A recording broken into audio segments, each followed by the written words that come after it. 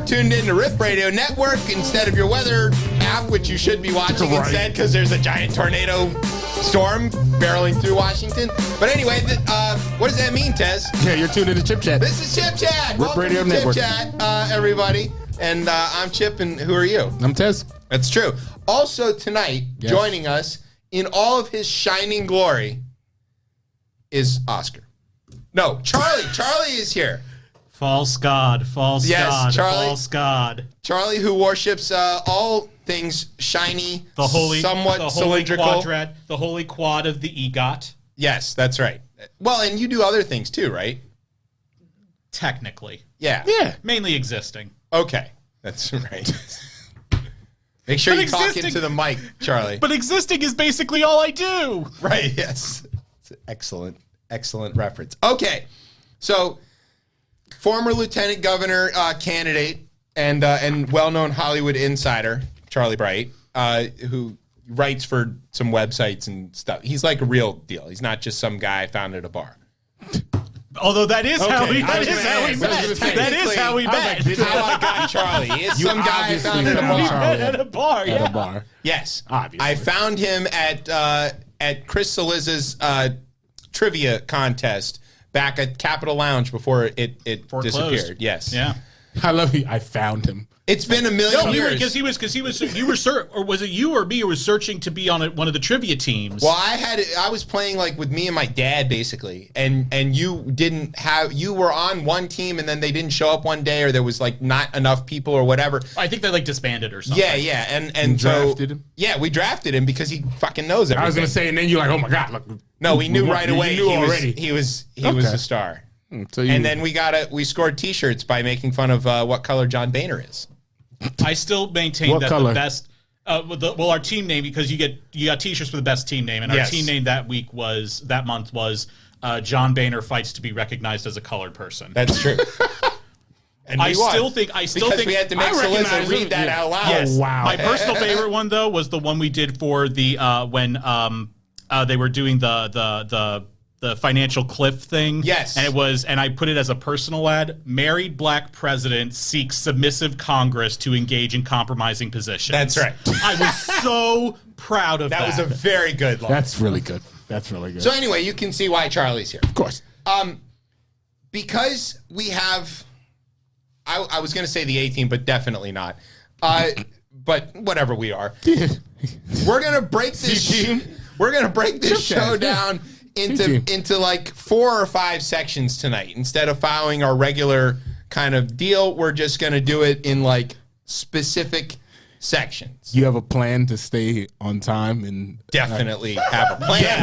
Yeah, that'll be the day. That is all you need. You heard Brian right there? He's already sees 11:30. We already have the plan. The peanut gallery has already given us what they We do. always have the plan. This has already turned into Mystery Science Theater 3000, The chance essentially. that we, it's every week, the chance that we can stay on plan.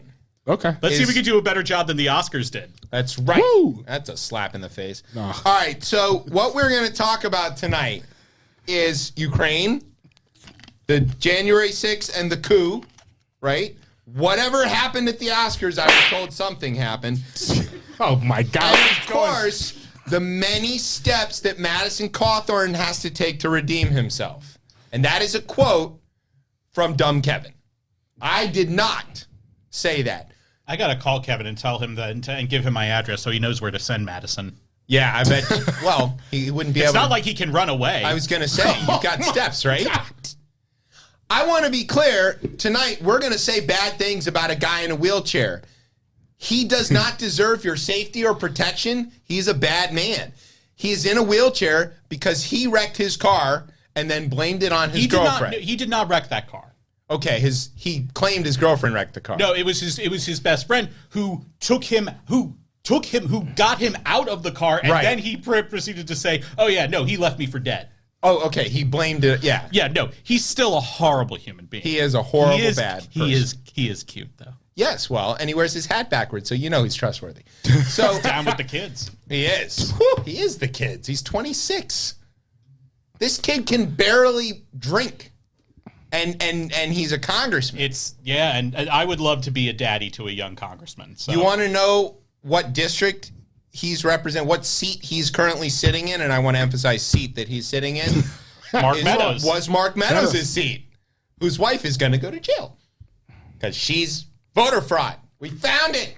Skunks at the Tea Party. I just want everybody in Texas to know your lieutenant governor, it was Dan Patrick, right? Or no, it was Paxton, one of the two of them. Or the AG. No, yeah, Paxton's AG, but I think it was Dan Patrick was going to give us $250,000 if we could find voter fraud. It was Patrick who made that. Yeah. Which we found 3 times. Her name is Deborah Meadows.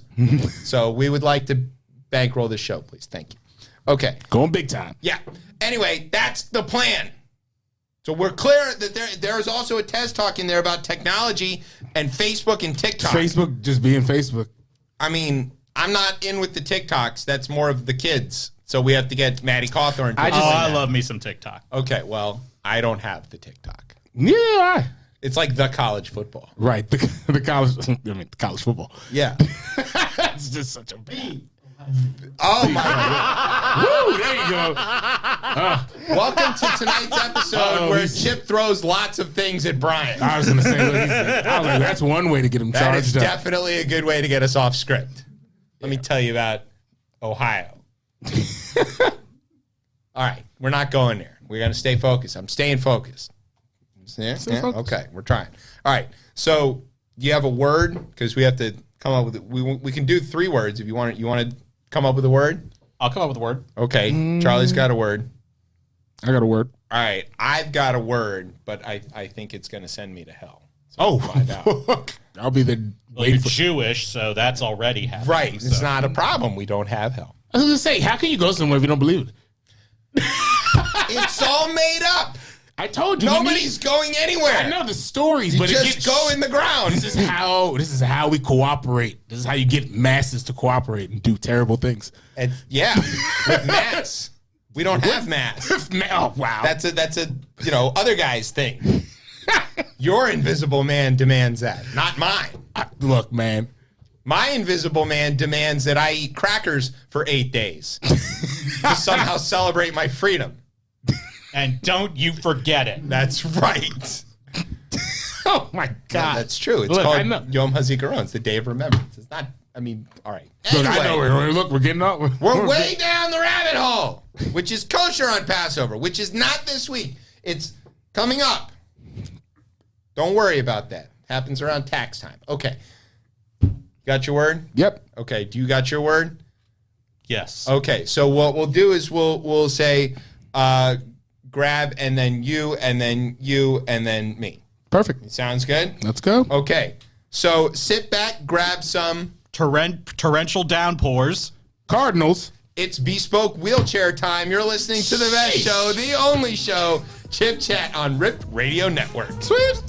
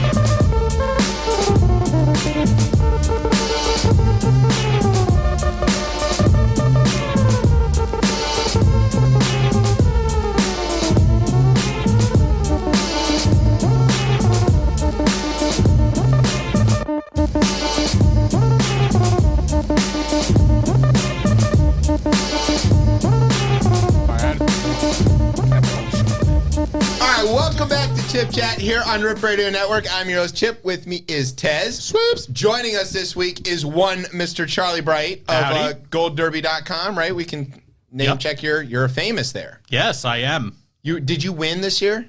No, I didn't, but I did pretty well this year. Okay, well, we're going to talk about that, I hope. Yes. He does pools, but not the bracket kind, although he does that too. How's your bracket, Charlie? Oh, I didn't even bother this year. No? Okay. No. I looked at the teams and I just said Norfolk State all the way. That's right. Hey, it's a Virginia school. We'll take it. And Longwood, is there really it's a school technically called a Virginia Longwood? school too? Is there really they made a the school women's called- as well. One of the guys on one of the other shows, DJ Lil Shirt of 420 Radio, which is a Wednesday night show on Rip Radio Network, his daughter is on the Longwood women's team. Good for her. And he was at a bunch of the games, so that was I exciting. heard the women's tournament had just some amazing games. Yeah, there was this great NC State UConn showdown on the same day or the same round anyway when Michigan lost to Louisville. Which Somehow the last time he gets Michigan. The last time that Michigan lost to Louisville in a basketball in a Final Four tournament was in 2013 when the Michigan men made the final and Louisville also made the final.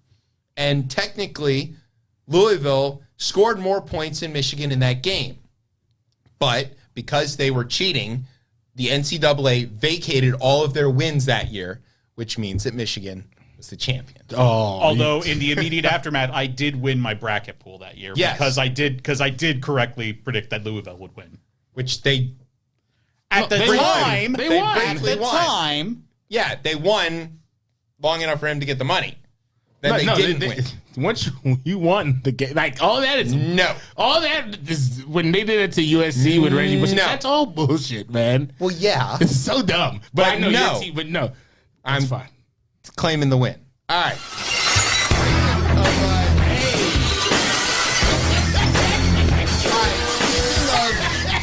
Of teams that are maize and blue. Thank you, Desmond Howard. Ukraine. I'll never forget sharing that with you. That was one of the worst moments of my life. Have you seen this? What's this? Well, okay, so when the war kicks off, people started lighting up various landmarks in the colors for Ukraine. Yeah. Okay, so some bridge was lit up in the blue and yellow for Ukraine. Desmond Howard, former Michigan great, former Washington great, Heisman, Super Bowl MVP, about the greatest person I could ever think of in my whole world, sees this picture and goes, "Go Blue," on Twitter. When I showed it to him, I was like, Des. There it is. It's exactly. He just collapsed, right? I think Kirk Herbstreit or somebody was like, "Yo, fuck that Ohio motherfucker." Someone was like, "Hey, yo, chill out, Des. That's not what this is about." Herbie probably put him up to it too. He was like, "Go ahead, Des." That's right, because that's what Ohio would do. Ohio State. There it is. All right, don't. Well, you follow it there it is. Ukraine. Fowler put it up. Yeah. It's like, go Blue. It's not helping. It just makes you feel so good. I could picture it, but somehow seeing it up there just made it all the better. Oh, that was like, what, 3 weeks? That was the beginning of the war. It was the beginning of the war. Yeah, it was like something. Yeah, that was like 4 weeks ago. Yeah. Christ. On to more serious things. Transition. Okay, back on track. So the war's been going on for a month, almost exactly, and the Russians are losing it. And so instead of Vladimir Putin is losing. Yeah, his team is losing. And to quote the John Lovitz's Mike Dukakis, "I can't believe I'm losing to these guys." Right, that's exactly right. So the Russians are badly beaten. As far as we can tell, their casualties are between what they have announced in dead, which is like 1,300 people, and NATO estimates that get as high as like in the 20,000 range in terms of killed and injured. Which, to be clear, is really insane over 4 weeks. It's an insane, even if it's the 1,300, that's an insane number. Based on wars that they've previously fought. And for context, even for us, like in wars for context, the United States lost like 3,500 dead in nearly 20 years of war in Afghanistan. So this is roughly a third of our dead casualties in the space of a month. That's against a country that has nominally no air force, no capacity to fight, and these are the Soviet Russian army, right? Supposedly they've got all this stuff. They're getting badly beaten. We've got stories of regiments running over their colonel with a tank because he got half of their people killed. We've got soldiers literally walking off, abandoning their... I'm out. They're like, this sucks. I don't want to do this anymore. They're just leaving. We've got them disobeying and refusing orders. They've run out of food. They've run out of fuel. It's a mess for the Russians. So let's go over a couple of key things that are going on because these might give you some sort of perspective or color on the whole situation. One is that today Biden announced this massive release of oil from the Strategic Oil Reserve. It's 1 million barrels a day. That's basically going to empty this thing out. I was going to say, which is the thing it is meant for. It's there to do In this whole time that we've had the Strategic Oil Reserve, we've never used it for strategic reasons. Presidents have used it to for fuck around gains. with gas prices. Right, Katrina, it was done then. Yeah. I'm trying to think. There's been other times where OPEC caused the price to go up, and then they were like, well, we'll just release some and I think of our... Gulf War as well, too. But it's never been a real thing, but this is the real thing that it was meant for. All right, that's great. We bully people, we can win. That's right. It's not great for the climate, but that's, we're in an acute crisis right now. Instead of So we don't have to worry about the dead-ass birds right now. We need to worry about Vladimir Putin. This is... Somehow. This is okay. Look at these dead-ass birds. Right.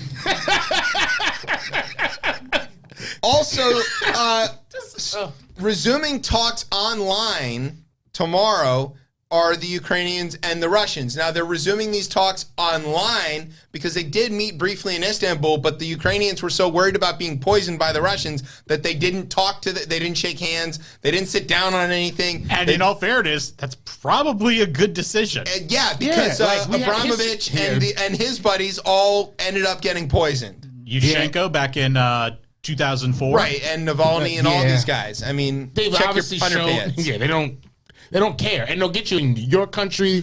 Their country doesn't. Right, they just got to spray a little whatever on. It'll. But I know who poisoned Abramovich. Give it to me. Who Somebody at Arsenal. Had to be. Lost to Derby. Okay. Get that Chelsea guy. Fuck him. All right. U.S. and British intelligence officials said Wednesday that Vladdy doesn't know what's going on. Which makes a lot of... I could see that. Which is going to be our... You want to tell him? Well, so that's our headline story that we're going to talk about that. Zelensky made an appeal to the Australians, who recently just got some submarines from us, and not the French. Yeah. And they pledged $200,000 dues. Yes, right. $bucks. We've learned from Bluey that they say $bucks. Which they don't, but on Bluey they say $bucks. Which you've got to be watching Bluey. I have not. It has not. That Bluey wave is not. It's got to hit. You kids are right age. Bluey is. We'll see, because my house usually moves in communism, and we just kind of watch. But Bandit, the dad on Bluey, PBS is on, and that's state sponsored television. This is PBS, but it's Australian PBS. It's okay. Okay. Yeah, and the dad on Bluey is by far the best dad on the planet. He's going to make you feel terrible about yourself. Okay. So you're going to love it. All right, yeah. It's fantastic. All right. But the headline story out of Ukraine right now is that everybody's saying that Putin has no idea what's going on over there because, of course, his people are afraid to tell him the truth because he's going to kill him, of course. And they've lost a bunch of generals and everybody's dead and the situation's bad and the tanks don't have any gas and you want to be the guy? No. Are you buying this that Putin doesn't really know what's going on? If we look at what leads up to this, right, and I think the pandemic is what's in between this, I do think maybe he has been isolated and to the point where you just have a severe echo chamber. And I also wonder if a state that is so good at propaganda, if you're so good at it, at a certain point you probably get caught up in it as well. So, I mean, I do believe that. Because there's no way. He obviously thought the West was asleep. He obviously thought the Ukrainians were going to welcome him in. Yeah, and he thought that they were they wanted to be part. Is that one? They would be greeted as liberators. Yeah, I mean, it sounds pretty familiar. But no, I mean, obviously he had bad information going into this. Yes, because he walked into an absolute clusterfuck, right? Yeah. And his army is being destroyed. You know, they're calling up more reinforcements, conscripts and stuff. You know, they're just decimated. I mean, it's like, if it weren't for all the people dead, this would be laughable. I've never seen it. It's sort of like Keystone Cops fight the war. You know, it's just laughably bad. Hogan's Heroes kind of shit. But now, you know, he's in the middle of it. You know that, okay, the rest of Russia doesn't have CNN, but he's got CNN. He's got access to this kind of information. Even if his people won't tell him what's going on, you don't think he clicks over to like see what's going on? He's not Trump.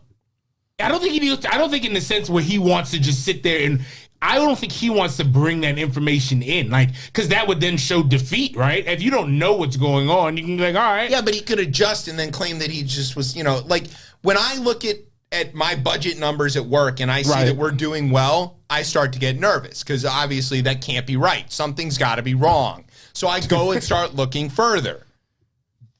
You don't think that at some point Putin's like, man, there's a lot of, like, you know, my generals are all dead. These guys that I call all the time. So there's a problem.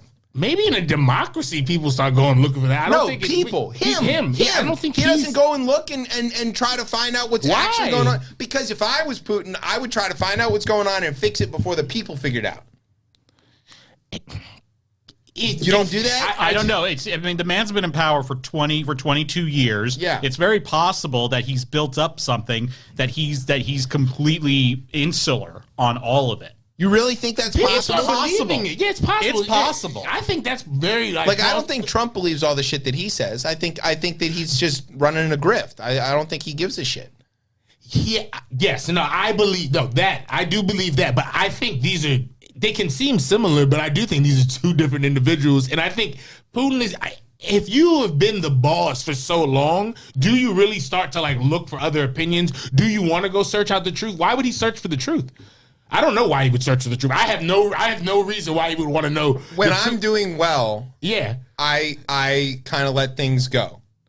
But when I'm not doing well, I start trying to figure out what's wrong as fast as I can so that I can correct it before anybody else figures it out. When he plays hockey with all these people and scores like 6 goals, do you think he wants to go and figure out why he's No, but he knows. No, he doesn't want it. When he goes and flies with Eagle, whatever, he's like flying aside like these crazy things. Yeah, but he's in on those. He's in on all that stuff. In this case, he was in on the beginning, and then it's going sideways on. I mean, I'm surprised he isn't trying everything he can to fix it before it gets worse. Doesn't that look worse to your people? Not if he was able to somehow turn the tide and start winning. If all of a sudden things started to go well, and at the end of this he could show some sort of, you know, territorial gains and a bunch of dead Ukrainians, he could go like, look, I did the thing. And just skip all the stuff that happened in between. If he flattens Ukraine, which it seems like he's hell-bent on maybe doing in a sense for certain parts of it. Right. Still then, after that, I don't see really again to a point where he's going to be like, all right, well, you know, I don't see him conceding in a sense in that way. I don't think he'd have to concede. If he could get to the point where the end result is close to what he wanted, he could just claim that some area of it and just be like, this is it. Maybe that happens. Well, the fact that they're already talking about that, it seems like that's what they're going to be trying to do now, rather than just they're going to try to reframe this. To me, that's all you need. Well, to me, that's the sign that Ukraine has the upper hand. Well, and so this is the question about these negotiations now, that they're engaged in these negotiations. People are saying like, all right, well, what is it that Ukraine could really propose in terms of to give up, right? And there's a lot of discussion about this. So like, could Ukraine just pledge neutrality or get some sort of security guarantees or whatever? And Zelensky is like, well, we could do a lot of these things, but we've got to go to a referendum. We've got to go to the people. Where are these people about to vote? They're going to get mail-in ballots? Yeah, they might. But whatever. But the point is that, like, he's treating this as a democratic process. It's not his decision to make. Right. Which he's right about. He's right about that. I respect that. My theory is that they're going into these negotiations, and the Ukrainians are basically sitting at the table or digitally sitting at the table and like, look, Russia, we're giving you a chance to get the fuck out of our country before we end up taking about a half of yours. Y'all need to get out of here.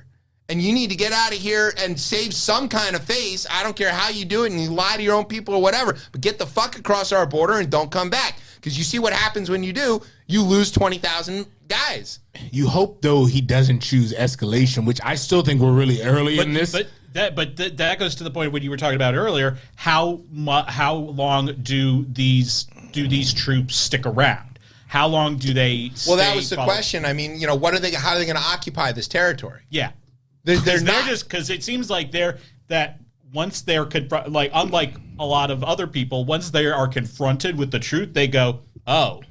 Yeah, no, we're not for this. Yeah, they don't want to be there, and they want to get out of there, and they have the opportunity to get out of there. You see, the Americans occupying Iraq and Afghanistan were airplane flights away from. We couldn't desert. There's one road in Ukraine, and it goes back to Russia. Yeah, and they can just leave. There's just nothing stopping them, and everybody speaks the same language, so it's all fine. But I just can't really see why the Ukrainians should negotiate with the Russians, because the Russians aren't operating in good faith. They're probably using these negotiations to sort of regroup and shore up their positions and whatnot. But why should they ever stop? Why? Because if you don't negotiate with Russia, back to your earlier point, you need to make them feel like they were able to leave with something. Like at this point, they have to. Somebody's going to have to eat something on this. And do you tell the superpower like that? That just does not look good. They're not that super. Right. I mean, there's one reason that they are super. There's 200 or 2,500 some odd. But there's this thing where maybe like the West is just going to have to kind of eat this and let Russia leave, and then when they show up at the rest of the world stuff, because we've got something in them about they want to come back to the G20, and like imagine that situation. Let's say Russia goes, all right, you got us, and they just leave. And they take all their stuff and they just get out of Ukraine. And then they show up at the UN tomorrow and they go, hey, guys, how's it going? And you're like, get the fuck out of here. We just saw what you did. The deal is going to have to be, look, you get your stuff out of there. We're going to eat this one. We're going to let you show back up at the UN and act like you didn't do nothing. No, I think the West is unified enough to the point where it's like, yeah, we'll bring you back in, but it's like, all right, this is what you're allowed to. We're going to make it as embarrassing as possible. That's exactly how we got in this position. Yeah, we did that to the Soviets. Yeah. They felt aggrieved. We did that to the Germans at the end of the First War. They felt aggrieved. I mean, this is the same playbook. It festers for 20, 30 years, and then boom. Is it not? No, I can't argue that. I mean, but I just don't. I don't see how you just say, all right, this didn't happen. No, like somebody's got to eat it. That's the only way it's going to happen. You have to cut some sort of back channel deal with like, look, you turn tail and go home. We won't make a big deal about it, and we'll just walk away. The sanctions just, I don't think, turn on and off that way either. Well, they did turn on that way. They did. No, yeah, they did. I don't think they. Y'all behave yourselves for a little bit, and then we'll go ahead and turn off some of them and some of them and some of them, and but like people like there's things that are like from energy, right? That we're saying, all right. Natural gas, we got you, Europe. We're going to figure that out. We're reconfiguring the entire world to skip Russia. We could easily look up where you might be like, all right, G20, like you guys don't care. You don't care about economy. You don't care about the global economy, and you don't care about that. So I mean, we kicked them out of the G8. So it's G7 now. Is it the G19? They had to change all the monogram towels. That's true. Well, it's like the Big Ten and shit. Yeah. First we hid that 11 under the T when we got Penn State. Still don't like Penn State. All right. The other story out of Ukraine that's like laughable is that the Russians are trying to camouflage their stuff in the worst ways possible. Look at this. They're like tying pine boughs. You can't go back and tell him this. And branches and stuff. They're throwing hay on their tanks. It's laughably ridiculous. It's like they're the Kazakhstan military in a Borat film. It is kind of like that. And okay, in real militaries do. Christ, like what is going on? Like, so real militaries have gear and they shroud up. So like if your tanks and trucks stop even for a couple of hours, you throw these shrouds over them to just confuse any aerial surveillance, because what you're trying to do is obscure the shape. It doesn't matter so much about the color and all that stuff, but the shape and heat signature. The Russians are like tying bales of hay and shit to the top of their tanks, like the satellites flying over aren't going to see that. It's like they're holding up signs next to them for the satellites to see that says "Not Russian tanks." Right? Yeah, exactly. And this is why, because again, right, there's a refugee crisis. There's a lot of 4 million people. 4 million people, yeah. right? A lot of folks are dead because of this war. And then you look at something like this, and it's like, you didn't even come about this in like a proper way. Like, there's no professionalism. There's no professionalism with this shit, right. man. You know, like you. It'd be like if you and I decided we're going to have a war, and we've thought of like 4 of the 3 things, but not the other 25,000 things that we should have thought. You're fired. Yo, if you're listening in Russia right now, whatever. Well, we used to have a lot of listeners. Yeah, I mean, yeah, right, that's over with. Somehow, yeah, I mean, you got to get this guy out of there. He's got to look. I mean, I know. Lindsey Graham is mad at you, buddy. How dare you say that out loud? I mean, look, and not us. I don't think, look, I'm not saying do that, because that'll rile those people up. We'll be so upset at that. That'll rile them up. No, we're not talking about us toppling a regime, but the people of Russia. People in Russia. Like, yeah, this not making, and eventually, like, human beings get fed up. That's the one thing I can say over time. I've watched. It takes a while sometimes, but they'll get fed up. And but it's interesting. I wonder how many more parallels we're going to see between this and the Soviet invasion of Afghanistan. Yeah, it's starting to look like that, right? If they dig in, and it goes to some sort of guerrilla war. Because the thing is that was one of the key dominoes that fell for the Soviet Union that led to the complete collapse of the Soviet Union. And you wonder what's going to happen. Could this be the same for Putin? We said this. I said this a few weeks ago, and I said, if that's the case, and it's going to suck because a lot of people are going to be dead. Like, yeah, it's going to be a lot of lives. It's going to be a lot of lives for them to have that. For him to have that kind of about face, that's what it would take. Yeah. Well, but then also the people to turn. But also, did he miscalculate so much to where like? It's an acceleration at this point of how many. Once we figure out numbers on this, like, this is a lot. He's losing a lot. They're literally going to run all of their possible soldiers into the meat grinder that is the angry Ukrainian populace that isn't going to take an occupation. They had to get new soldiers from China. They've been trying to get new soldiers. They're buying them from Syria and all kinds of other stuff. I'm telling you, China's got this. So they're going to run out of people because Ukrainians are not going to take this line down, and they clearly haven't, and they're just going to. Before this kicked off, I just remember listening to like the reports at this, and I was like, "Ooh, these Ukrainian folks, they seem hell bent on like pretty mad." Everything was like, "Yo, I don't want to be Russian." Okay, right. I don't even got no issues with them, but I don't want to Russian. Be Russian. My grandfather's Russian. I got family in Russia, but I don't want. But I am Ukrainian. I'm Ukrainian. God damn it! That's all I heard. And then Russian warship. Go fuck yourself. And again, it was from like grandmas down. It didn't matter. It was no joke. So I loved seeing the footage of the old Ukrainian women, like basically like accosting and shaming the Russian soldiers. Yeah, they're like, what's wrong with you? Does your mother know you're here? I wonder also about, is this the turning point? Is this the kind of thing, when Biden says this guy can't stay in power, he's saying the thing that literally the whole world is understanding. But somehow by saying that's the problem. And I don't know why we're upset of him saying it. We knew he was going to say some shit. Of course he's going to say it. And here's the thing that I'm utterly confused about.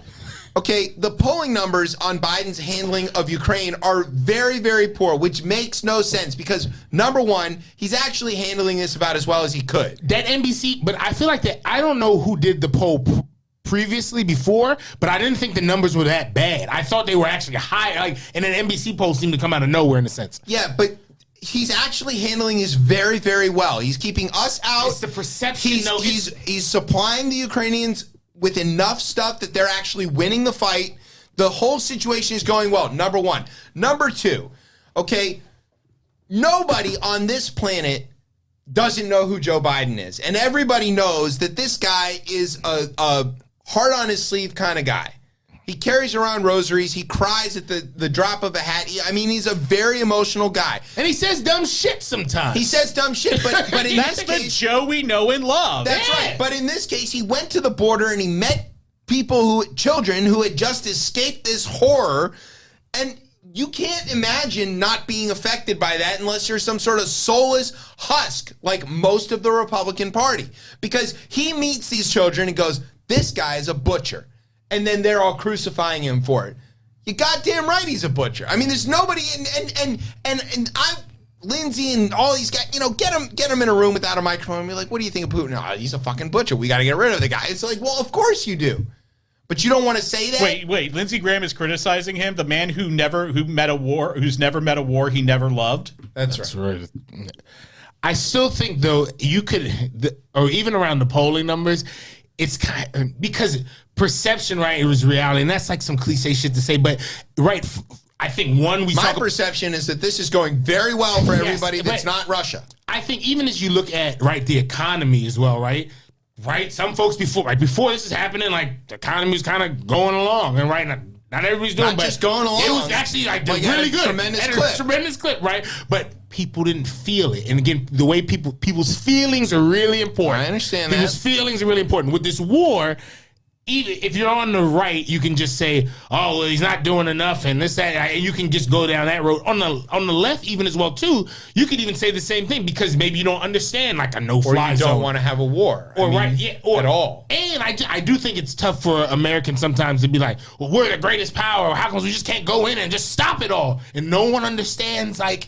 That means people got to die. Russia has nuclear weapons. It's so crazy. And chemical weapons and biological weapons and the like willingness to use them in a way that other people aren't. When you're walking down Wisconsin Avenue, you go into Glover Park and shit, and you walk past it, and see some shit happens to you. Yeah. I'm telling you. They got them microwaves and the Havana syndrome and all that shit. You thought you were going into fucking Whole Foods. You thought you were going to Navalny Way, and it's Wisconsin Avenue. No, I mean, I played softball right there in Glover Park. Like, I understand where that is. Look, you can look at that thing and tell that's from out of somewhere else. Yeah. Okay, so, again, I just think I could see why the poll numbers are down, but I could have sworn, I almost want to look it up, but I could have sworn there were poll numbers like 2 weeks prior to that. It was like, no, we think he's handling this well. Like, so but it's poll numbers. We don't know what the fuck's going on. But it's one of those things where, like, your political divisions are one thing, and then the normally, in a normal circumstance, you've got your squabbles, your left and right, internal, whatever, but when some very serious crisis happens, when a president does basic presidenting things, right, which would be like, let the experts handle it, get the fuck out of the way, let FEMA go in and, rescue the people, prosecute the war in the safest way possible and keep Americans out of it and all that kind of stuff. You go, all right, I disagree with this guy on a lot of things in tax policy, and I think he's a terrible person or whatever. But when push came to shove, he did the right thing. So at least I got him there. That's the normal way for the last 100 years America's not the norm. That is not the norm anymore. I mean, even in thinking about that, if Trump at the beginning of COVID he could have won, he could have won the election in a landslide. I put in that joint. Just got out of the way. He had just shut up. Yeah, and let the doctors run this. I would have said, all right, this guy's a racist asshole, and he deserves our derision and everything. But when it came to an existential threat to the people, he did the right thing and let the experts handle it. I would have said that. And now here we are with an existential threat to the world. Joe Biden is, by all counts, doing about as much as he can without causing an American war or a nuclear war. And people are like, on the one hand, why are we fighting with Putin? Maybe he's a good guy, say Fox News. And on the other hand, Joe Biden's not doing enough. And they are somehow able to hold these two things congruently with no problem whatsoever, which means that they're just gaslit to the ends of the earth, and they're all just fucking lost. I think for me, some of it is just no one paid attention in civics class and how this shit works, and right? Yeah, it's Madison Cawthorn, right? I mean, Congress is the one who declares war, and like they're the ones who do that, and we got the commander in chief as the president. Commander and chief. Marjorie explained that to us. It's commander and chief.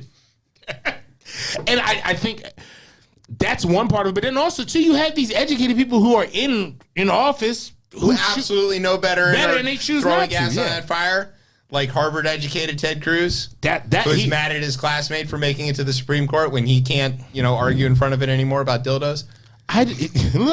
Again, that's I think the scary part of it all is like, you know better. So, All right, here's what we're going to do. We're going to take a quick break. When we come back, we are going to talk about Ted Cruz, unfortunately, because he does factor into this a little bit. And we're going to talk about my neighbors, my favorite neighbors, Ginny and Clarence. They live around the corner from me. Is really, that in here? It's making a... Oh, okay. It's getting in there. It's getting in there? It's okay. part of it. It's all in there. Don't worry. All right, we're going to take a break. You're listening to Chip Chat on RIP Radio Network. Sweeps.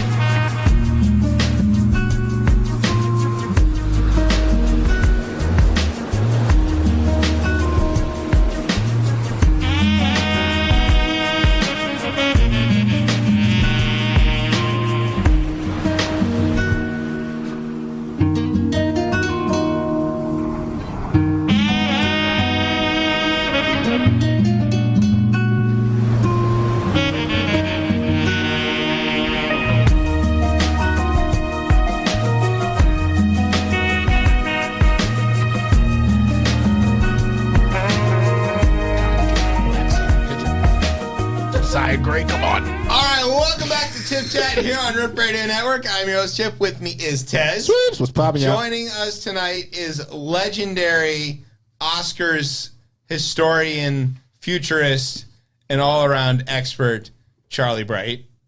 Good day. Good day. There you go. All right, there was a coup. Do you remember that?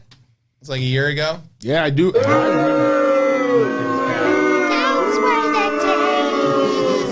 Is that like the coup, like when like they say coon, like in Green Bay? Yes, just like that. Yes. That's very comfortable. Oh, Lord. No, look, man. For this area, you know, you got good coons for it. Yeah. I hated that fucking commercial. I had such a hard time explaining that to friends when they moved here. Yeah, right. They would hear it on the radio. They were like, what? And I'm like, no. It's with a K, and it's a family's name. Yeah. There's like a senator, and you know. All right, sorry, derailment. All right. Transition. So, you know, there was this coup attempt on our country, which is sad. You know, to some, they were gonna hang Mike Pence. They were not successful. Thank God. But well, thoughts and prayers. No, thank God they did not hang Mike Pence. But we're learning a lot right of stuff about. What happened on that day because of the January 6th committee, which is investigating this and trying very desperately to get this done before they get disbanded. Coming soon right? to a midterm near you. Right.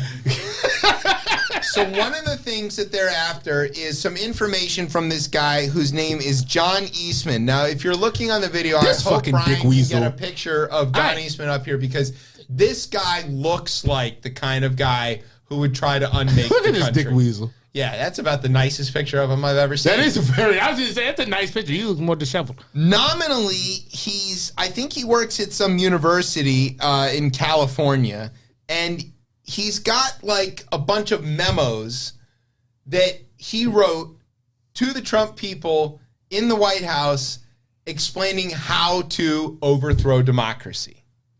And we know the memos exist, and we know some of the information in the memos. But what we want to see is where they've been circulated, what other documents there are, and all this other kind of stuff. Okay, so the January 6th committee does the appropriate thing. They subpoena the information. You've got to turn it over, or we're going to throw you in jail. Now, we know that the Trump people don't give a shit about subpoenas, and they're willing to go to jail for this guy or whatever. But this guy, Eastman, he's a cupcake. There's no chance he's willing to go down for Trump. So he makes up some cockamamie excuse. Oh, I'm sorry. I can't share you that information. It's attorney-client privilege. Fair. Attorney-client privilege is real. Exactly. In Eastman was an attorney. He is an attorney. He is before he was an attorney for. It doesn't really matter. But was he a hired attorney? Yeah, that's what I'm saying. I thought that was Giuliani. To be clear about that, attorney-client privilege isn't really about whether you're working for the person at the time or at all or ever. If you are an attorney and the person that is in question, you could claim this privilege. Because we need people to be able to talk to attorneys without necessarily hiring them, and it's got to be legal and all that stuff. I'm nominally a minister. Technically, I can claim similar privileges. If you and I talked about something, I wouldn't have to divulge it because as your spiritual advisor, I don't have to say anything. However, there is a caveat to this rule, which is to say, if the attorney is involved in the commission of various crimes, it's no longer attorney-client privilege, it is a conspiracy. So like Better Call Saul kind of stuff, right? Well, that's what I based all of that off of Breaking Bad and Better Call Saul. That's exactly right. Okay. It's a lot of constitutional crimes this guy Eastman has committed. Yes. So the question in front of the judge in fighting the subpoena is this privileged information in terms of between an attorney and his client, or is this evidence of a conspiracy between two people engaged in a criminal conspiracy? And the judge, after reviewing the evidence, which the committee hasn't gotten yet, but they think they know what's in it, and turns out they were right, judge goes, it is more likely than not that these two were involved in commission of felonies, in criminal acts, which makes this not privileged information. It makes this evidence of a conspiracy, and therefore will be turned over to the committee. Now, a lot of people read this and said, oh, federal judge said that Trump committed crimes. He kind of said that. Yeah, but that isn't what he said. It's not, yeah. But the information is coming, and it's all going to be laid out for the public record. Now, for everybody who already understands that there's been crimes committed, they're going to be like, ha, told you so. And for Alex Jones and those guys, they're going to be like, this is just made up, or it's an example of the system or whatever. Deep state. There you go. Ooh. Alex Jones was in the news this week. Oh. God, that was because he offered. He said I can't I'll give you $120,000 per kid. And it was the thing where he was saying he was supposed to be in court or a deposition about the Sandy Hook lawsuit. That was the second thing. Oh, the Sandy Hook lawsuit. And when they looked at what was going on InfoWars, he was hosting his show. He said he couldn't go to these depositions because he was on doctor's orders because he's ill and therefore couldn't sit through them. And then it turned out he did his show both of those days. I ran out of my supplements. I'll eat Mitch McConnell. Corn on the cob. That's so but good. Also, thank you, Rojada. Cue up Tez's favorite song for the break. Yeah, of course. But it's been a while. But also the Sandy Hook settlement deal, he was like, I'll give you $120,000 per kid. And they're like, the settlement's for $25 million. Like, because he won't turn over evidence. He won't do it for discovery. Because he just wouldn't participate in it. And so he got beat. And so, as it should be. Right? Yeah, and the plaintiff's families issued a statement. No. That was it. That was the whole statement. No. It was just 2 letters. No. All right. The other thing is, and this is as on the nose as you can possibly get, but the headline of this is going to come to us live from our favorite ex-president. Let's see if we can get him on the line here.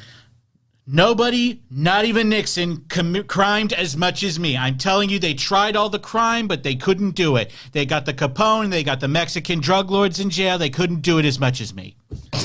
That's right. Okay. The Capone. Not the Capone. That could be something you're smoking. Yeah. You may remember back in the day, there was this guy, Richard Milhouse Nixon. You remember him? Yeah. Yeah. He was president of Earth for a few minutes. He was tough on crime. Yeah, with Bender's body. So one of the things that hung Nixon eventually was these 18 minutes of tape that went missing. Right? They had this recording system in the White House, and all of a sudden there's this gap for 18 minutes. Now, after Watergate happens, all these laws get passed, including these presidential records laws, which require a lot of records about who's going in and out of the White House, all the phone calls, all the memos got to be saved and all this stuff, so that we don't end up with a Watergate again. Here we are and this is Seth Meyers' line, and I'll give him credit for that, even though he caused the Trump presidency in 2012, this is stupid Watergate. That's a John Oliver line. Oh, it's a John Oliver line. Okay, yeah. Whatever. Okay. It is stupid Watergate. It is, yes, that's... And for a while, we've been using this word as like a joke. It turns out it is exactly stupid Watergate.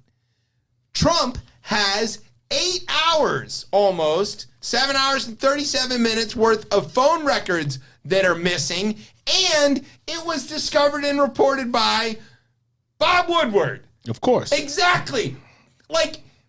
Okay, Bob Woodward is 107 years old. If you are a president, just don't do anything until Bob Woodward is dead. He's gonna find out. You just gotta wait, yeah. There's a lot of deep throats in Washington. Madison Cawthorn just clued us into that. So, while we understand, like, Bob Woodward? You really got caught by Bob Woodward? For doing the same goddamn thing? Well, remember, Bob Woodward, didn't Trump give Bob Woodward a whole new book? A book? He gave him a new book. He's the one who literally, in recordings, said, I always tried to play COVID down. Yes. Literally says that. To Bob Woodward. Knowing that he's being taped. Yes. On camera.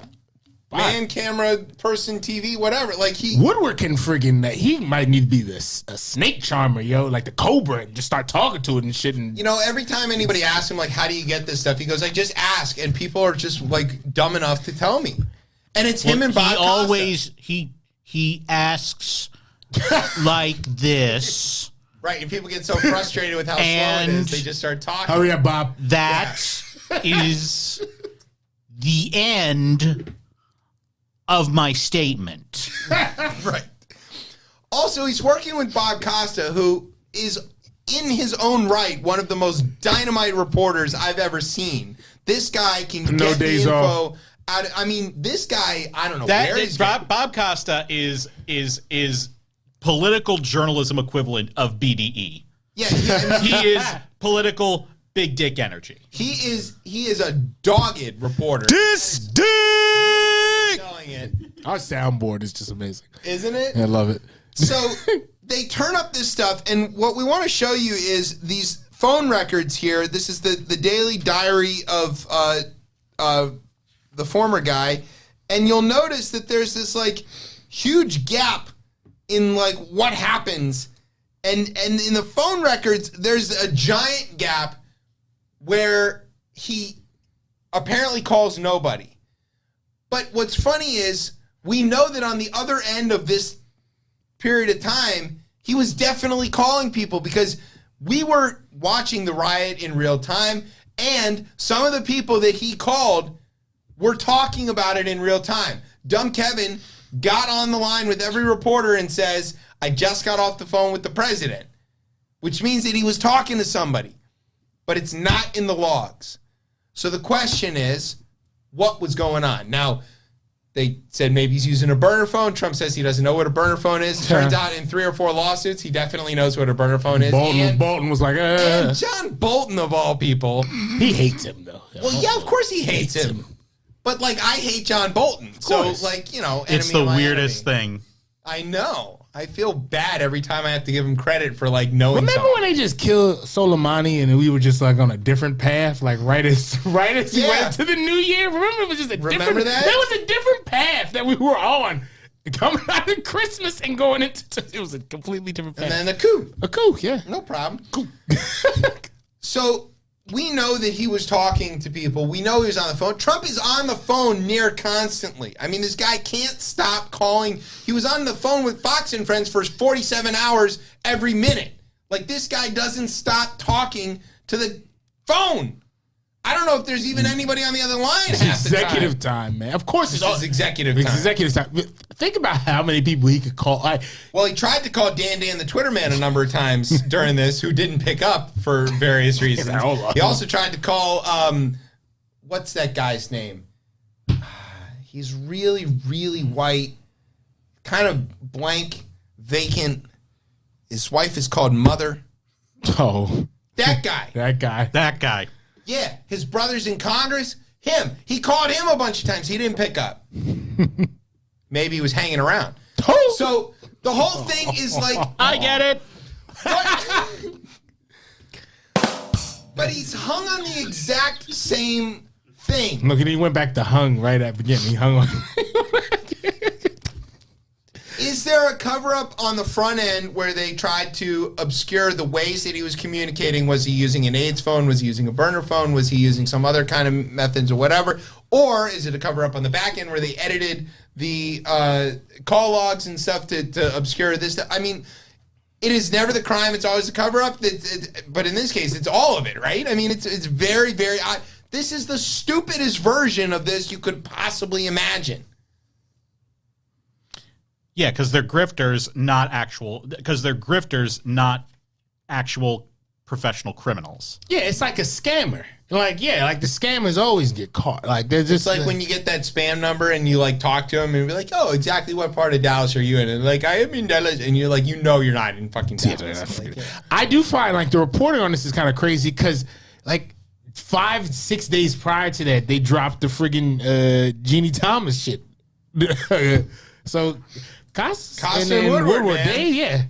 Bernstein died. That sucks for him. It sucks, yo. Bernstein died, and Woodward is like, shit, I got to find somebody to help me with it. System, man. He said, yo, you want to do the work? If you Bernstein's like, I'm good with my book deals. I'm good with my CNN gig. I'm good. Right, but now, like, Costa's the new Woodward, right? So when Woodward finally dies, we'll have Bob Costa, and he's going to, like, right, well, they're both Bobs. It's fine. Yeah. You just have to have a Bob. I want him to team up with. I want Costa to team up with Bob Costas, so that way it's Bob squared. They have a TV show called Costa and Costas. Yes, that's what I want. Well, I want him to get a sponsorship from Gillette because that guy's got a 5 o'clock shadow at 7:45 in the morning. Like he needs some help. Can Norelco, somebody help Bob Costa out? This poor guy.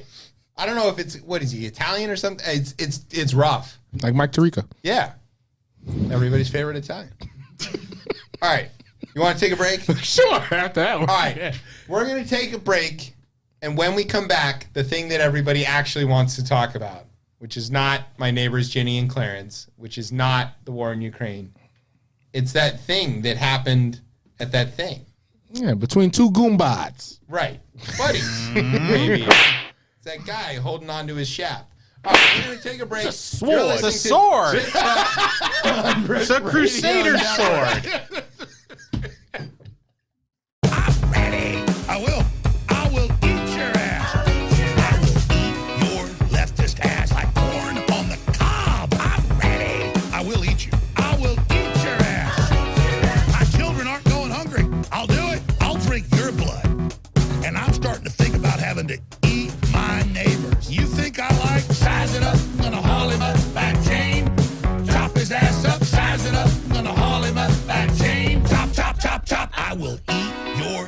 leftist ass like corn on the cob. I'm ready. I will eat your ass. I will eat your leftist ass like corn on the cob. I'm ready. I will eat you. I will eat your ass. I'll barbecue your ass flat. I will cook your ass up so fast, and I'll tell them, "Oh, I killed a cow out back, baby." You think Christ would eat somebody? He would never do that. I will. I'm ready to hang them up, gut them and skin them and chop them up. You know what? I'm ready. I will eat your leftist ass like corn on the cob. I'm ready. I will eat your ass. I will eat your leftist ass like corn on the cob. I'm ready. I will eat you. I will eat your ass. I will eat your leftist ass like corn on the cob. I'm ready. I will eat your ass. I will eat your leftist ass like corn on the cob. I'm ready. I will eat you. I will eat your ass. That's why I want the globalists to know. I will eat your ass first. I swear to God, if it's the last thing I do, I'm going to get my hands around your throat. Who says they're not anti-Semitic, but sure says the word globalist a lot. Yes. Welcome back to Chip Chat here on Rip Radio Network. I'm your globalist, Chip. With me is Tez. I'll eat Mitch And that was Charlie. Now, of anybody's leftist ass, I mean, we're all, are we leftists? Or is that fair to call all three of us? You know, as I age, hopefully I'll stay there. I'm sort of like, center left, I guess. Look, man, I just fight everything.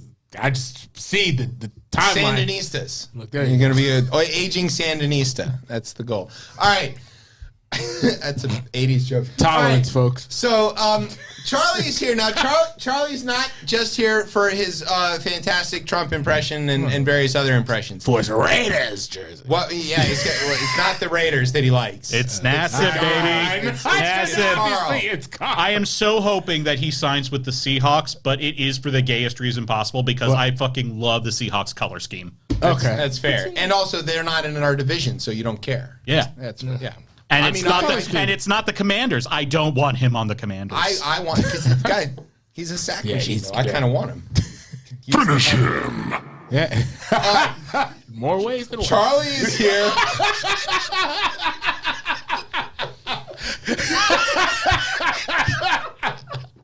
Our ratings in what is he? He said a sack machine. We just went over that. our ratings in San Francisco just dropped for a number of reasons. With a sack machine like that, baby. All right, Charlie is here because he's an Oscars expert. Now, Charlie writes for a website called GoldDerby.com, which basically is about people can predict and bet on these award shows and stuff like that. We're not a betting Not site. betting. Yeah. I'm sorry. Oh, my God. No, but it's like pool, like an office pool. Yeah, and we have like odds and everything like that. Yeah, Brackets and stuff. So And basically, Academy Awards, not Oscar Myers. yeah, right. That one. So basically, Charlie's job is to know everything about every movie, every actor, every thing that's about to happen with this, how people are going to vote and all that kind of thing. He knows everything there is to know about the Oscars. So what we want to ask you about is the most important thing that happened this week, which was who won for cinematography. Yes. Yes. Dune. Of course it did. Dune. Okay, tell us about the Oscars, Charlie. So I guess you got to start with the big thing that happened. Amy Schumer hosted. And she didn't talk about her vagina at all. It was incredible. If the censors were on edge, they were like, yo, we're going to get Amy Schumer and Wanda Sykes and give them microphones in front of live cameras. Like, that's terrifying. It was this. There was already a weird sense of just utter. What's the word I'm looking for? Of utter just dread about the ceremony. About the ceremony. Because a month ago, we got this decision came down from the Academy after the nominations had already come out saying, oh, by the way, we're going to move 8 categories off of the main telecast to a ceremony beforehand, and then we're just going to edit snippets of their acceptance speeches into the telecast. And it's like, wait, what?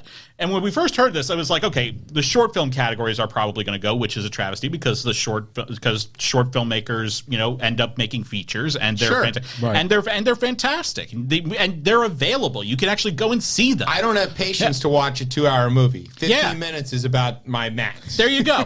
So they all out of nowhere make this announcement, and everyone in the Academy is already pissed because they know this isn't really from the Academy brass. This is from ABC. Sure. Because they're trying to bring the ceremony in at 3. They're saying, we're going to bring the ceremony in at 3 hours. Mickey Mouse doesn't play around. Mickey Mouse, absolutely does not play. No, they fired Jimmy Kimmel from it. So there's already the sense of dread.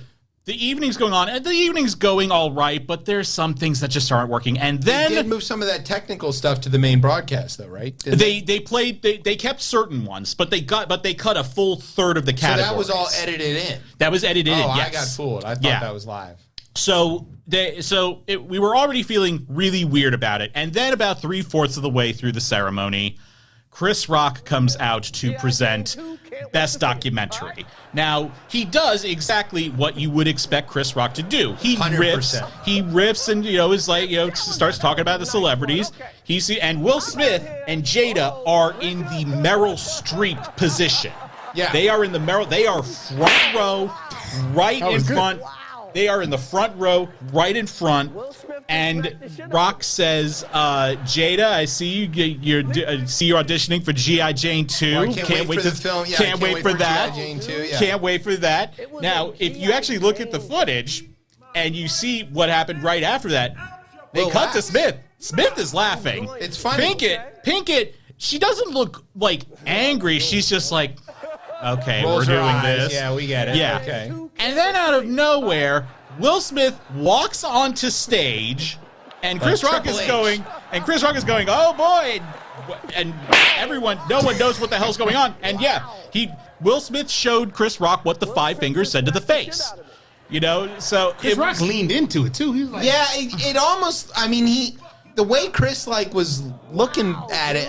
It looked like a bit at first. That's what was the thing that was trending on Twitter immediately after that was what just happened. Right. That was the thing that was trending on Twitter like was what just happened. And I was thinking is it for a rib? And then when you saw Rock's reaction, I was like, oh, this is no bit. Yeah. This actually happened.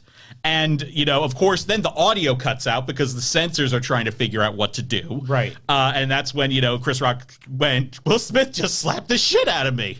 I saw it on some other video or whatever. I saw it, after. Thank God for the international broadcast. Broadcast. They specifically Australia and Japan. So this thing, and then of course Smith we are repressed here, man. So then Smith yells, "Keep my wife's name out of your fucking mouth," and it just killed everything. And Chris was like, "All right, I got it." But yeah, I still can't believe that it happened. But then nothing else happened after that, and Will Smith went home and well, that's the thing. Here's the thing that I don't get about that. He knows he's winning Best Actor. He knows that is coming. That it's a very likely possibility. It is like 95% What were your odds on Gold Derby that he was going to win Best Actor? Oh, he was so far out front. It wasn't even funny. It was ridiculous. Yeah, because he even won the British Academy Award. And British Academy Awards, this is how racist they are. They have never nominated Denzel Washington. What? Never. Not even for doing Shakespeare and Tragedy of Macbeth. They didn't nominate him. That's ridiculous. So he won Best Actor there. Do they have women in Britain? No, not really. Because, they just have Judi Dench. They just have Glory. No, but from what I understand, they just have Judi Dench. How can they do that? They're mad that he beat him. How can he get Glory? How could you put it? The British can't do that. From what I understand, all of the women love Denzel. Like, he's apparently the ideal man. Isn't that the thing? How can they not have gotten away with this? I have no clue. about that. But so is this because I didn't see King Richard, but is this like that movie was really good, or is this like a Lifetime Achievement Award? The movie's actually a really solid movie. Ray, where like the thing is really about Ray Charles and not about Jamie being great, and people were like, Jamie's great in Ray. No, I don't care it was what you great, say. but people, I think a lot of people get this Will wrong, is very good in it. Will is very good in it. I have my issues are not with his performance. My issues are with this characterization of Richard Williams and him having this 75-page plan for his daughters before they even have any input on anything. I also have issues because it glorifies people that are in a death cult. I'm sorry, they're Jehovah's Witnesses. It's a death cult. So or doomsday cult, I should say. Slight difference. But it was a good movie. Smith is really good in it. I had no problem with him winning, and I will be. I was gonna say, I feel like you would be honest. I will make it known if I cannot stand that someone is sweeping award season. See my remarks about Renee Zellweger 2 years ago. Yeah, but he was on the show. This I had no problem with. Okay, and so for him to do that, it was. I think the word that needs to be used about it is it was a selfish thing to do. Because he's only thinking about himself. Because you know who I really felt bad for? Questlove. Because Questlove was great. Because that's when Questlove won that category. That was one of the movies. Okay, so I don't watch movies, but I watched Summer of Soul. Summer of Soul is so good. Was dynamite. And here's the thing: not a lot of people were not before the nominations. Were not even predicting to get nominated. Because usually, if you're the front runner for the documentary prize, the documentary branch is so ridiculously snobby that they never get in. Yeah, but it's that Mr. Rogers documentary from a couple years ago didn't get in. That didn't get in? Yeah. That goes back to the Hoop Dreams in 1994. Yeah. Dude. Yeah. So when Summer of Soul concert movies always like a shoe-in? No. Oh. No, they're not. I love those movies. No, usually archival footage movies usually don't do well. That Mr. Rogers one didn't make it in there? Yeah, I know. That's kind of cool. Yeah. It's crazy. That hurts us. We're fans of state broadcaster PBS. Exactly. So so he ruins that moment. He casts a cloud over the rest of the night. And then, of course, that was the longest 30 minutes I had ever waited to see what was going to happen with Best Actor. And then he uses his speech to justify it. Apologize. No, he justifies it. He just and he uses Richard Williams' name, and of course, then they're cutting to Venus and Serena in the crowd. Wasn't there a wardrobe malfunction up there? I heard. There was, right? Was there? Was. Yeah, there was some wardrobe malfunction up there. There was. I know there was one during the Spirit Awards with Taylor Page from Zola, but yeah. So I mean, that was just it. It was so. I thought Amy Schumer kind of saved it. She was like, I was getting out of the Spider-Man. Did something happen? Yeah, but they waited so long to put her back out there. It was so weird. Because they're fucking terrified. Yeah. She just saw something like that happen, and it clearly was a case of somebody infantilizing a woman. This whole I do not understand this whole thing of how I have to defend a woman's honor. I think probably the person who I think the person who actually put it the best was I read the thing that Kareem. Yeah, it was Kareem. Had it right. It was Kareem when he's like, I've seen Jada. She can defend herself. She knows how to defend herself. Philosopher and part-time basketball player Kareem Abdul-Jabbar. And movie star. That's true. Was an airplane. And Bruce Lee movies and stuff. Kung Fu Master. So yeah, I am just it was so bizarre, and it's a shame. So now the Academy is initiating disciplinary things. They're not going to take the Oscar away from him. I can tell you, I could guarantee you that they are not going to take. That would be insane. Actually. Well, yeah, especially because after Me Too happened, they kicked out Harvey Weinstein and Roman Polanski. Both of them still have their Oscars. Right. So they're not going to take it away. They might give him a suspension. I think he'll be back next year to present Best Actress. You think so? Yes. That makes sense. Yeah, redemption story, right? Yeah, well, I also think they want the ratings. They want the ratings. And now the Academy is making, as we saw with these 8 categories being cut, they are making decisions more about the ratings more than it is about about the people that are the members of the Academy. I feel like that's the ratings thing is interesting because I saw something that I think Good Morning America has the producer from the Oscars is coming on.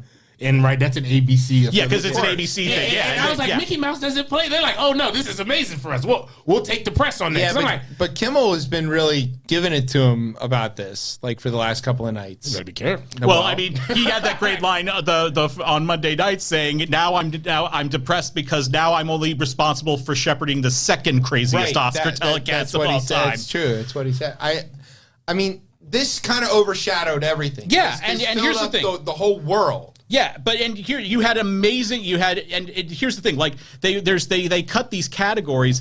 half of the categories that were cut were won by Dune, which was the largest box office When's player. the last time that's happened?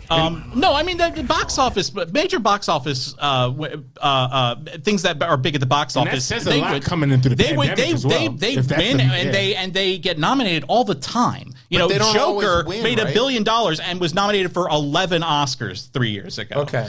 2 years ago. I thought those two So- things often don't correlate. No, they actually do. Nobody's nominating Avengers for stuff. Well, they're not. Well, that's a testament to how things have changed with what studios put out. Studios aren't putting out, middle range, domestic dramas that'll gross $100 million. They're not doing that anymore. But yeah, you had Dune win Netflix 6 Oscars.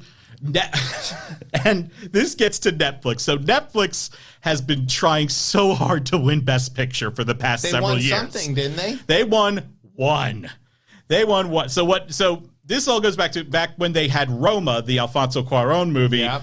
They spent $60 million on that campaign, and they couldn't win Best Picture. Now, it's a very slow movie. It's black and white. It's foreign. So it's like, I understand it, and it's, it moved too slow for me. But but they've always had their hands in so many things. This year, they had their eye on Power of the Dog, the Jane Campion movie. That was their sole focus. Anything else was just gravy on top. So like Don't Look Up and Which I saw. That was one of the few ones that I saw. yeah, and I liked it. I know a lot of people hate on it, but I liked it. So like Don't Look Up and all their other players and Tick Tick Boom, they were like, okay, we're fine with that, but our focus is solely on Power of the Dog. And she won. And she won the directing prize, but that was out of 12 nominations. There is only the last time. Consecutive? Didn't she win last year too? No, there was another woman. All women are the same to you, apparently. I'm sorry. But I can't tell them apart. the woman who won last year was Chinese American, for Christ's I sake. don't watch this show. She's a Kiwi. She's a Kiwi. I don't watch movies. Directed a Marvel movie, damn. I don't care about any of these. So she wins only, the film wins only directing. The last time that happened was 54 years ago when The Graduate won the directing award for Mike Nichols, and that was its only win of the night. Huh. So the soundtrack can win? No, none of the songs were nominated. I don't know how Graduate? Yeah, I don't know how that happened. That's like how is Mrs. Robinson not a best song nominee? Like we need to have a talk with somebody. So they have this whole thing where they were really trying, and they actually were doing it right this year, and then they got beaten to the punch by Apple. Oh my goodness! Just got in the game. Who just got in the game? What is that? Oh my god! It's But they unbelievable. got all that money. Yeah, it's unbelievable. They acquired Coda at Sundance last year for $25 million. And it's probably one of the best investments Apple has ever made. They had the movie, though, is fantastic. Coda is a beautiful movie. I am so happy it won. Troy Kotzer, who won Best Supporting Actor, is so infectious whenever he gets to make a speech. And I loved that Yoo Jung-yoon, last year's Supporting Actress winner, presented to him, and when she opened the envelope, she went. Amazing to be here, And she signed it. She out signed it. It was like, oh, that's so adorable. I love you. What's the deal with the Lady Gaga and Liza Minnelli? That was so sweet and adorable. That really was sweet. You know, when she goes, "Don't worry, I got you." Yeah, that was so nice. I mean, come on, we should all do everything to protect. Yeah, and Coda actually it won. It not only did win Best Picture, it won all 3 of its nominations, putting it on the same pedestal as 3 other movies: Gigi, The Last Emperor, and The Lord of the Rings: The Return of the King, to win Best Picture and every other nomination they had. It was nominated for. Yep. So it didn't have any losses, basically. It didn't have any. It went perfect, 3 for 3. 3-0. And yeah, you also had Jessica Chastain winning Best Actress for Eyes of Tammy Faye, which made me so happy. I really liked her performance in that movie. Should have been called Eyeshadow of Tammy Faye. Well, that's why it won the makeup Oscar. Right. Yeah. Of course.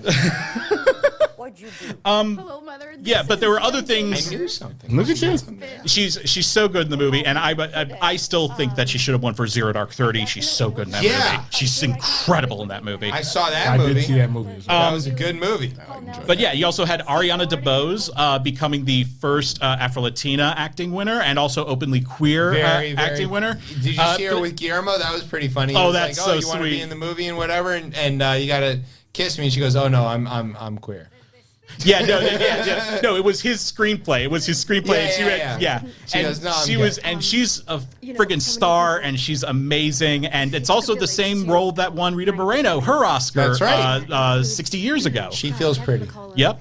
And it's it's so great for her. I'm decently happy with the winners of these Oscars. The ceremony could have been better. They did this. The three things that they plugged up for the ceremony was this whole performance, the first live performance of "We Don't Talk About Bruno" from Encanto, Fantastic. which they did not perform the actual song. They performed this like halfway through the song. Most of the cast members are gone, and Megan Thee Stallion is doing this, and it's like, well, you're not performing the song. Yes, She's not in the movie. Hold on, yes, for real? Yes. So they are really going for ratings. Yeah. Okay. Now, I mean, you well, have here's to the thing. listen to The other Encanto thing all the time. the other thing they It's on 24 hours a day. It's the wave of that is starting to go down now. It's The just other- starting. We just got over Frozen. The We're other thing deep that in they Encanto. were hyping up was this tribute to James for the 60th anniversary of Bond James stuff. Bond. And who do they have come out to present the tribute? 3 extreme sports guys. Tony, I saw that. Yeah. Tony Hawk and Shaun White and someone else. the I can't surfer remember. guy. Yeah. James, what was it? Was like James Bond was always pushed to the levels. Exactly. Some shit like that. Yes.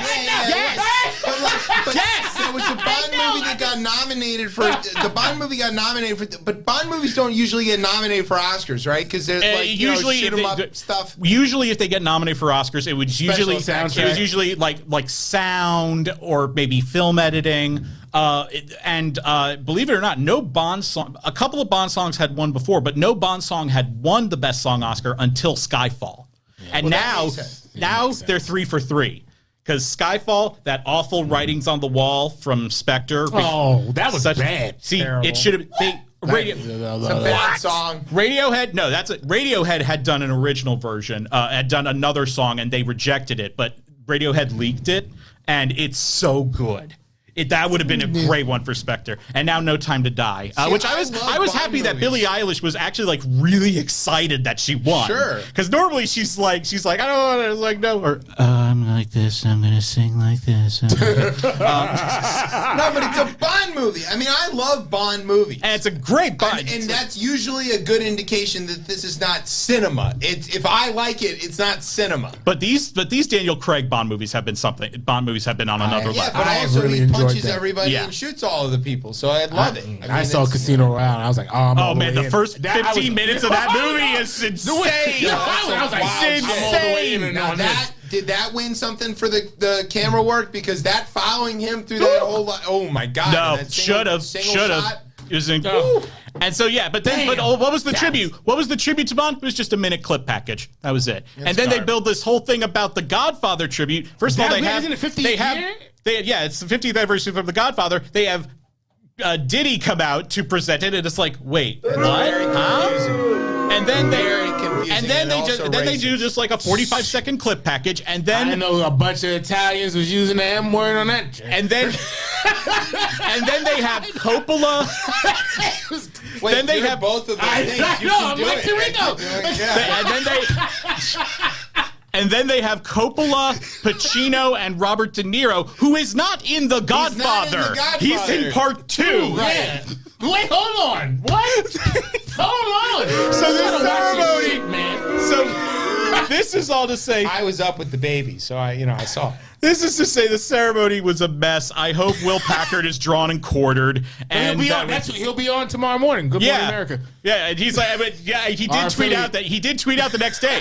I told you the show was going to be something to talk about, and it's just like, yeah, because it's something your ass didn't plan on. Unless he did. Really, nigga? Oh my See, I was about to tell you to cue that up all week because I was like, that's Christ. the word for that slap. That's the sound effect. I mean, all right, so it was real.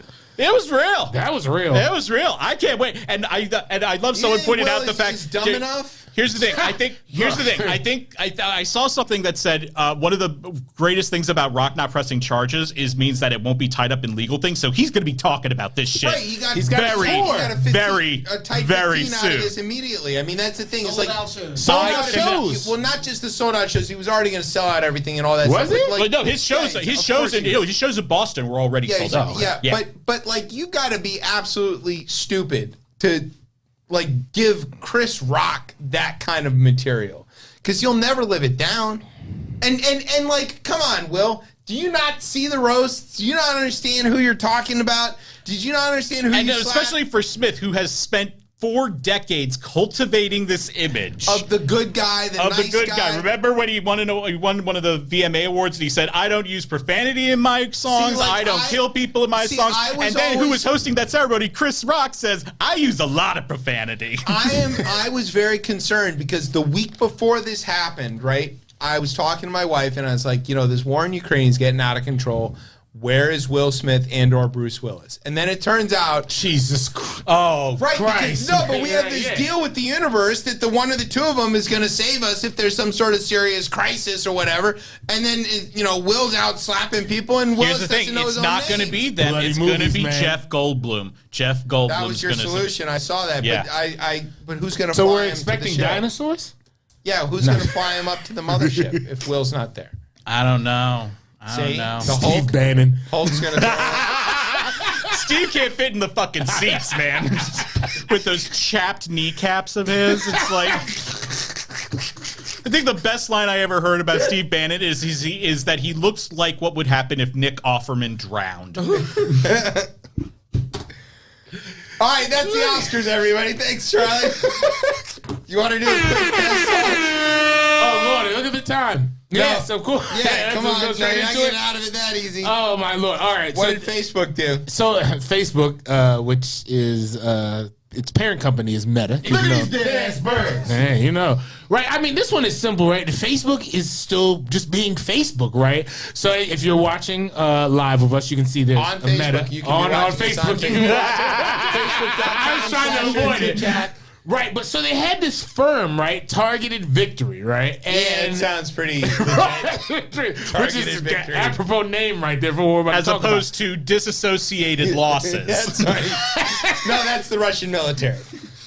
And basically, this is a Republican consulting firm. Yes. And which is also the Russian military. It's also the Russian military, which is also Facebook. It's kind of weird. It's a little weird how that works. Right. And they had a campaign that was placing op-eds and just disinformation against TikTok, right? About TikTok. And really playing against, the TikTok is destroying the youth, and it's this foreign company that's owned by the Chinese. I think they've got long hair and they're hanging out on our lawns. And right, all right. So yes, TikTok is owned by ByteDance, which is a Chinese company. But it is facial recognition software stealing your identity. That is true. I made a joke. Remember when everybody was doing what was it, like the face thing where they were scanning their faces? I was like, this 20 years from now, when they're taking folks away, they're like, you didn't scan your face? Right. Oh, go ahead, go along. Yeah, that's it. I'm just resigned to it for now. I mean, trust me, I'm going to go along to the next entry point where I've already given up everything. I'm just going to be like, if you're going to kill me, make it quick. But I think, they had these emails basically expose this. I thought this was interesting in a few different ways as well, because they had Congress was calling in TikTok. Yeah, they were like, yo, we got to do something about this. I went deeper into this article, and some of this stuff, is kind of crazy, right? Here's a Targeted Victory worked to amplify negative TikTok coverage through a Google document titled, quote unquote, bad TikTok clips, which was shared internally and included links to dubious local news stories citing TikTok as the origin of dangerous teen trends. I want to get to some of these teen trends real quick. I'm going to skip down. All right. So the milk crate thing or whatever? One was the Devious Licks Challenge. No. Which showed students vandalizing school property. Man, all right. Well, all right, cool, whatever, right? And this was in the bad TikTok clips document. Where's the one that really got... Hold on. Oh, this is another trend. In October, Targeted Victory worked to spread rumors of the quote unquote slap a teacher TikTok challenge. Yeah, I remember hearing about this. Right, so this is crazy because you But remember. then it turns out nobody was actually doing this. Right, because this is all in local news, and they're saying that this is like a alleged challenge kind of in Hawaii. This but I don't didn't think start anybody on actually TikTok. did this. It was a series that first on started Facebook. on Facebook. Of course it was. All these things started on Facebook first. And again, Facebook is just hustling backwards, right? Because you decided to just kind of, for ad dollars, give your platform away to crazy elderly folks who believe in anything. Right, it's true. That's what you chose to go that way, right? I heard that transgender blacks are making us have critical races. What can There you you tell go. us about Hispanic Muslims? That was a real quote on a news network years ago. And look, I mean, there's probably a targeted ad for that. From Targeted Victories. Right, from Targeted Victory. Right, you're hustling backwards in that sense there, and you're upset again at TikTok because the trends they do, they seem to shut down. Seems like when the TikTokers get together, they shut shit down for decent reasons, right? Or like you learn. Wasn't TikTok the thing that helped that whole Trump the Trump rally rallies, that first They rally, bought the all the Tulsa tickets. rally, right? It was The Tulsa rally, yeah. Yeah, they bought all the tickets and nobody came. It was wonderful. Right, you get a challenge that shows you interesting things, and I'm not on TikTok, but you know what I can say? It seems to me that TikTok seems a little bit better than what they have going on Facebook. There's still issues there, Yes. but I don't think the nefarious stuff that they're talking about is nowhere near what's actually happening. Yeah, I have no idea. I'm not on it. Yeah, and I'm not on it, so I can't speak knowledge. I was on Facebook for a while, and I saw all that start to change. Right, I do love the Facebooks. the Facebooks. I mean, really, what the Facebooks is that it's literally all those crazy email change that folks were sending around, like Obama is a monkey, you know, nasty things But about it's your also, tribe. it's also all like that. baby pictures from my friends. It was. No, I mean, it still is is for on you. mine. You can, Yeah, yes, it's it's what for mine yours. was. Yeah, Okay, cat pictures from my friends. Yeah, of course. I Well, mean, it's Nobody's gay. is Nobody what I he's know saying. should be reproducing. No, that's fair. Although I've got 3 children, so you should be God very worried. help us. Someone's all. gonna steal my book title, but I really want to write a book. Was like, I'm not on Facebook. I'm only on Instagram. Right. Someone's gonna take it out. That's the book I want to write. It's a very meta title. Yeah, there My you go. face isn't on a book, but my foot's gonna be up your ass. And other poems by Maya Angelou. All right, so what are we going to do about this, Tez? Break all these fucking companies up, yo. Break Same up thing. Apple. Break up all Google. Same break up thing we do Facebook. every night, Mike. Try to take over the world. That's right. Mike or Mark? No. Yeah, right. No, I said Mike. I said Mike. Well, no, you should be talking. I know. It's not me. I don't own Facebook. You don't. No, you do not. No. I asked the question, but I don't own the Facebook. I know we all look alike to you, Charlie. Very much so. Yes, that's true. All right. Ask the questions of Mark, not Mike. Do you want to get down? Why don't we walk ourselves over Oh God, no! Look, to Capitol Hill? the ADAs. Okay, It's where whole law where about this. one Madison Cawthorn currently is employed, but maybe not for very long. We have ramps here and fully accessible. That's all I want to That's say. true. Our studio is That's all I ADA want to do out accessible. there on a limb. And we are big proponents of all accessibility for everybody except him. I just gotta avid, say, an I avid. have a weakness for guys that look like they're members of the Hitler Youth. Is that a thing?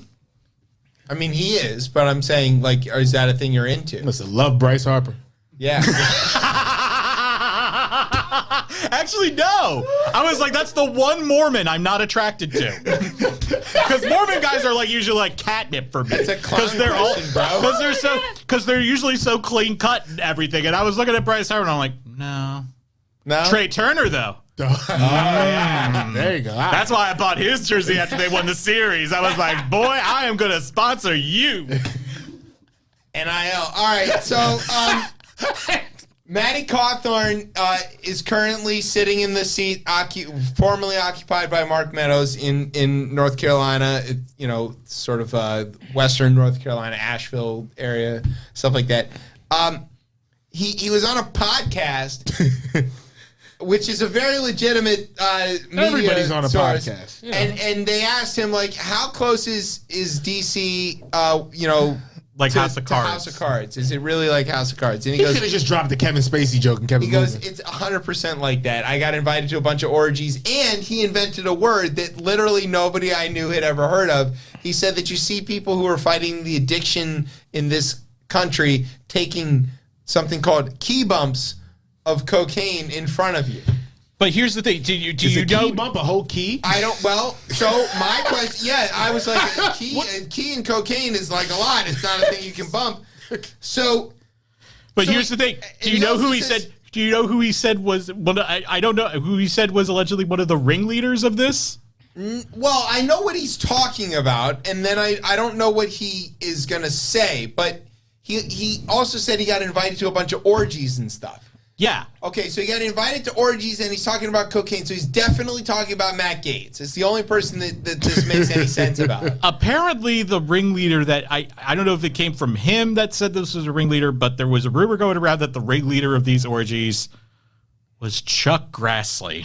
Yeah, right. Well, that was the joke. It's just, oh God, no. There was a joke that if it's a great porn name, Chuck Grassley, but so Chuck Cawthorn, my Grassley. Yeah, Cawthorn tells everybody that he gets invited to these orgies all the time and stuff. Now look, okay, Washington. Why?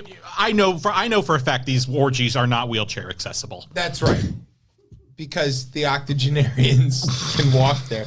But before the ADA, the thing about federal Washington is. It doesn't exist after like 6 p.m. Like everybody goes home, they all go to sleep, or they work like relentlessly through the night. But Congress is either asleep or out of town by 9 o'clock. There's not like wild shit going on in Congress at all. And this thing about cocaine and stuff, I mean, he's clearly talking about Matt Gaetz. It's the only person that this makes sense who's having orgies in cocaine. Is that... I mean, who else could it possibly be?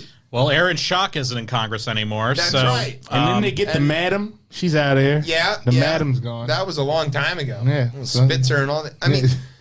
I mean, all right. So look, people with power do some wild stuff, regardless. Yeah. But mostly what they do is they have parties where they have martinis and their spouses get into petty fights with each other and shit. And they make incredibly racist party, jokes. though. That's the old guard. That is old. Well, there's not enough Cawthorns. Like these Tea Party guys, like they don't have friends, so they're not getting orgies. Yeah, no, he definitely doesn't have any friends. Right. So he says this stuff, and like the whole Republican caucus is like, yo, we're gonna have a meeting. So they have their it's the one thing that made Kevin McCarthy go, hold on now. Right. Doesn't matter if you try to unmake the country, but if you accuse everybody of having orgies, Kevin McCarthy wants to talk to you. That spineless little weasel. So they have that's not fair to weasels. So they have this closed door meeting, and a bunch of these guys like Womack and stuff stand up, and they're like, yo, Womack. Name names, Maddie. Cawthorn wasn't at the meeting. Of course he wasn't at the meeting because it had stairs to the because building. it required effort. It did, and from he had to take some steps to get there. So McCarthy is like, this is not going to stand. I'm going to have a talk with him. So he calls him into his office, and this was yesterday morning. He has this talk with him, and apparently it lasted 30 minutes. Steve Scalise, who famously, shooting victim, Steve still Scalise, with us. Yeah, saved by a lesbian, by a black lesbian cop. That's true. Thoughts and prayers. Is in this meeting too. It lasts 30 minutes, and Cawthorn sort of sulks his way out of it. Like the orgies. Yeah, downhill, of course. Like every sexual experience he's had. That's true. and the reporters go like, "Well, what's up here, dumb Kevin?" And he goes, "This is unacceptable. There's no evidence of this." He says Cawthorn changes what he tells. He did not tell the truth, and it's not becoming of a congressman. He said, well, I don't know if it was becoming. That was later in the orgy. There's a lot of different things that can happen, but I just told him that he's lost my trust. He's going to have to earn it back. I mean, He's got a lot of members very upset. That's what dumb Kevin said. Because you don't talk about the orgies.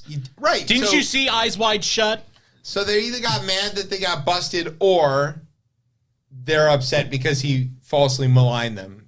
I'll leave it up to everybody. This is what happens when you bring people into politics. They haven't. Well, people well, are I mean, there's a good chance he might not be in. He might not be there next year because they screwed him out of it because North Carolina legislators screwed him out of his district. It's not just that they screwed him out of his district; he screwed himself out of his district. A lot of screwing. Yep. Yeah. So there was a quote from AOC. She said, "Quote: Not sure why Republicans are acting so shocked by Cawthorn's